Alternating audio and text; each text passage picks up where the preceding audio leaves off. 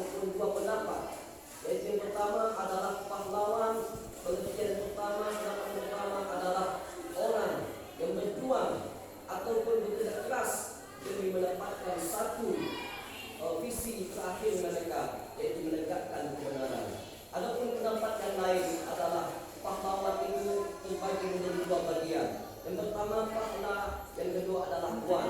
Wan itu menunjukkan kepada orang, sedangkan pahala itu adalah singkatan dari pahala. Jadi jika kita gabungkan dari kedua bagian tersebut adalah orang yang diberikan pahala oleh Allah Subhanahu wa taala atas jasa yang diberikan oleh para pahlawan kita demi menegakkan kebenaran.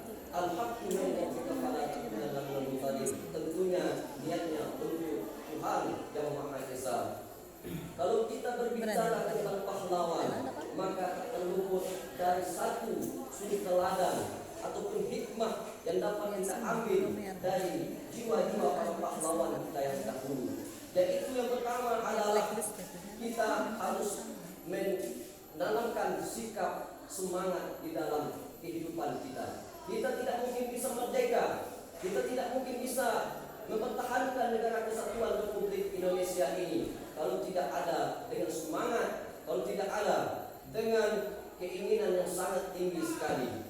Begitu juga dengan kehidupan kita di atas dunia ini. Kita tidak mungkin bisa mendapatkan sesuatu kalau kita tidak ada didorongkan ataupun diiringi dengan semangat yang luar biasa ataupun keinginan yang sangat tinggi.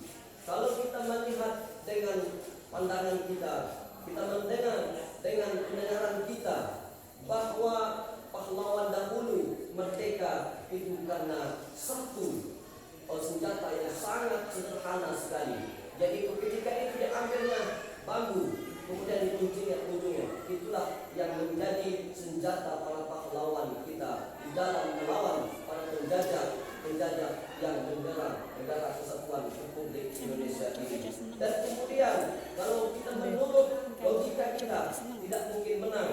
Orang yang berjuang memakai senjata yang sangat sederhana, bambu runcing, menang melawan orang yang memakai senjata yang sangat modern sekali. Belum lagi kita melempar bambu runcing tersebut, maka senjata mereka sudah bekerja di dalam menyerang pahlawan kita ini. Maka yang membuat para pahlawan kita itu bisa menang, yang membuat para penjajah-penjajah itu bisa tertulis adalah karena semangat yang begitu tinggi sekali yang tertanam di dalam jiwa para pahlawan kita.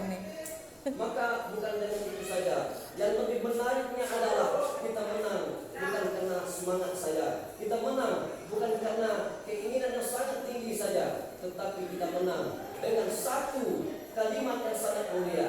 Kita menang karena satu kalimat yang begitu agung sekali. Ketika itu mulailah berperang para pahlawan kita melawan para penjajah. Mereka sama-sama menyerukan satu kalimat yang sangat mulia sekali, yaitu Subhanallahu Akbar. Ketika itulah turun rahmat dari Allah Subhanahu wa taala, maka tercantumlah di dalam Undang-Undang Dasar 1945 yang berbunyi, berkat rahmat Allah yang Maha Kuasa dan didorongkan dengan keinginan luhur. Maka oleh karena itu semuanya atas berkat rahmat Allah Subhanahu wa taala. Apalah agaknya Allah Subhanahu wa taala berikan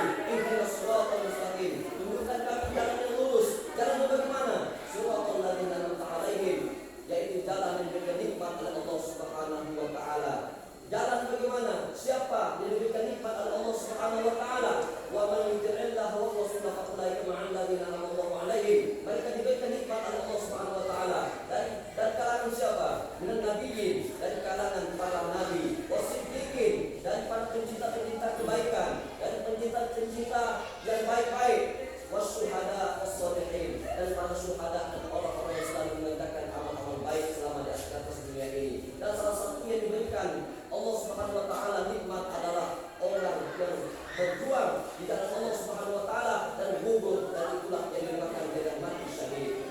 Maka oleh karena itu Rasulullah SAW pun berdoa untuk para mati syahid pada masa Hamzah bin Abdul Muttalib yang saat itu dibunuh oleh Wahsy bin Harb yang di atas perintah atas Hindun.